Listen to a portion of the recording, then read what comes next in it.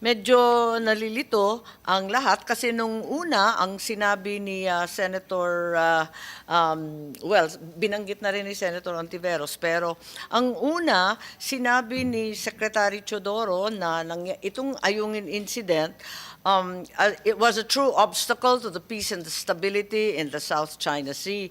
General Brawner proceeded to say that this was tantamount to an act of piracy.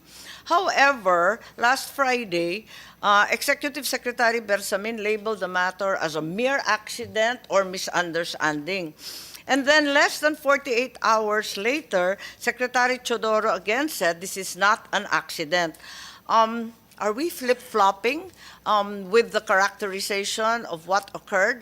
It seems fairly clear from what we heard from our Navy and our Coast Guard what occurred, what exactly occurred, and how do we term it? Kasi hindi rin kami nakakaintindi at litong-lito na ang mamayang Pilipino sa naririnig na parang paiba-iba naman ata tayo. Secretary Chodoro.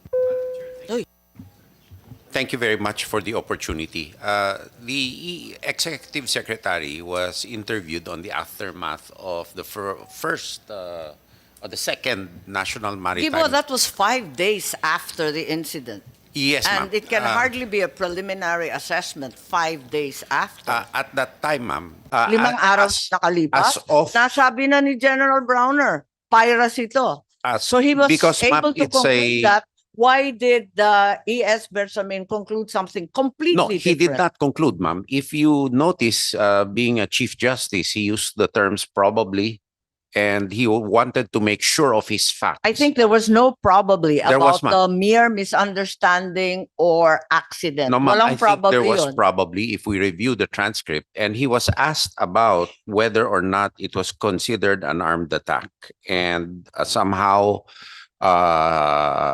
it was in answering that question, he said it was probably even a misunderstanding or what. I'll have to review the same, but I distinctly recall, ma'am. I think is it so? Yes, ma'am. I think the staff can check the record of the regardless, it gave the impression that you were downplaying the incident following the meeting of the National Maritime Council.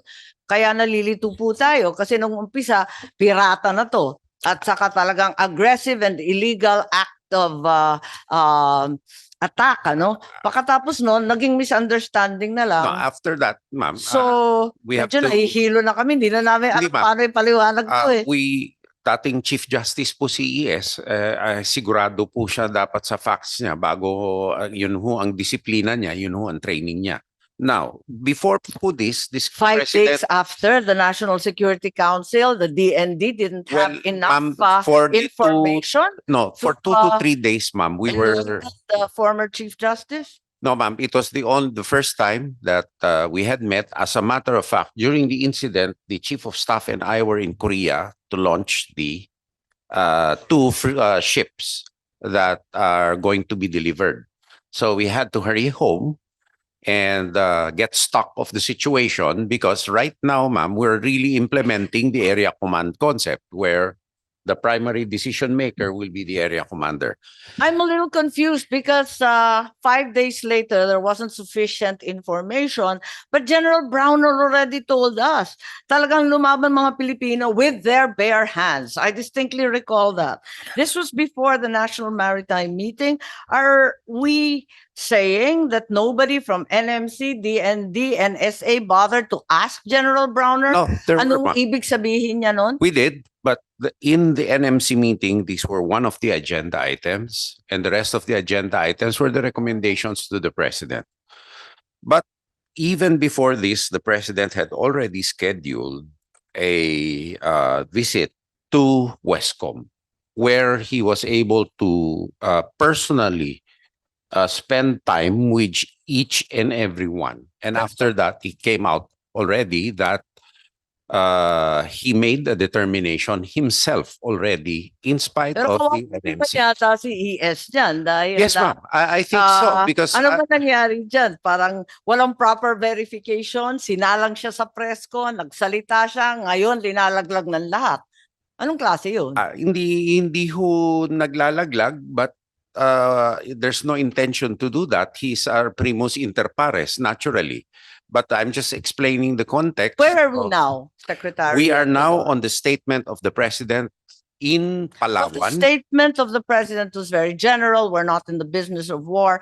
No, I mean, it what is, is now the official characterization of what occurred in Ayungin? which is the reason for our press conference yesterday, to clarify that the incident is not a misunderstanding. If you or- would put it on record, please, since we've heard so much, Yes, ma'am. that is so confusing. I think, ma'am, that if I can introduce into the record the written transcript, I will submit it later for Thank you. from But in the general, PCO. if you can provide the gist for The those gist who are here is, ma'am, present. it was a deliberate and deliberate attack, a deliberate aggressive action by China and an illegal use of force. So it is not a misunderstanding or an accident. And that is for the record, ma'am, under And oath. ES Bersamin, as well as former General Centino, are all in agreement with this. Yes, ma'am. This is now the official position. Yes, it Hindi is na to magbabago. no, ma'am, it is the position of the whole government, the executive branch of the government.